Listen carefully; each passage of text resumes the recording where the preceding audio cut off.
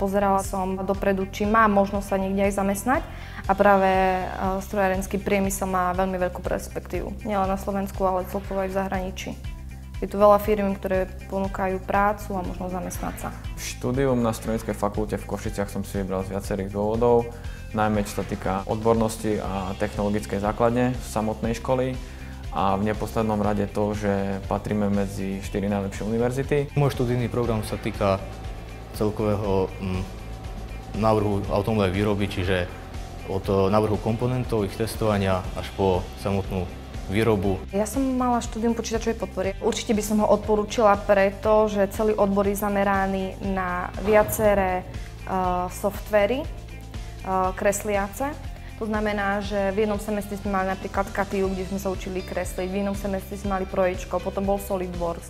Momentálne sa vyučuje, dostali sme licencie na Siemens NX. Atraktívne na mojom štúdiu je práve to, že sa učíme veci, ktoré sú z praxe, to znamená, že naozaj sa využívajú aj v tých výrobných podnikoch a všetko, čo sa naučím, tak je naozaj využiteľné v budúcnosti.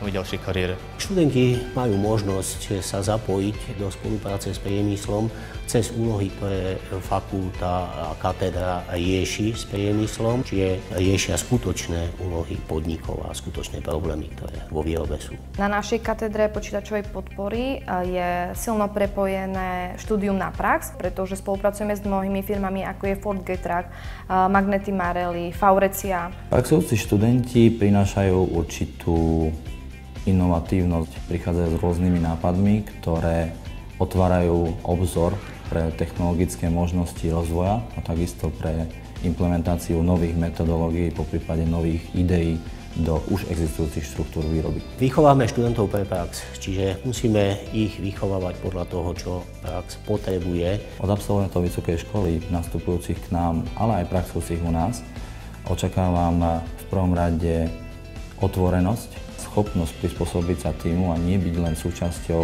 manuálnej práce, ale byť súčasťou rozumového rozvoja celého týmu. Naša fakulta urobila niekoľko zásadných zmien v študijných programoch, ktoré vlastne sme preorientovali naozaj tak, aby spĺňali požiadavky na absolventov, na ich uplatniteľnosť v praxi. A dnes je požiadavka na fakultu na takýchto absolventov tak vysoká, že keby sme mali počty absolventov až trojnásobne vyššie, dokázali by sme aj tak len šťastí pokryť požiadavky praxe. Ako jedna z mála fakult ponúkame a zaviedli sme už ako povinné štúdium anglický jazyk. Takisto podporujeme aj študijné pobyty v zahraničí. Naša fakulta spolupracuje s rôznymi zahraničnými univerzitami, máme podpísané bilaterálne dohody a naši študenti môžu časť štúdia absolvovať v zahraničí, kde sa im samozrejme tieto skúšky, ktoré tam absolvujú, uznajú. Mám za sebou viacero študijných pobytov. Vo všeobecnosti mi stáže dali všeobecný rozhľad, trošku iný náhľad na svet. Jednoznačne sa človek zlepšil v jazyku, či už je to nemčina, angličtina, prípadne ešte aj maďarčina. A pracovanie s odlišnými kultúrami a najmä získavanie nových priateľov. Som hrdá na to, že vlastne keď sa ukazujú rebríčky najlepších škôl, tak rozhodne Technická univerzita je v prvej top 4.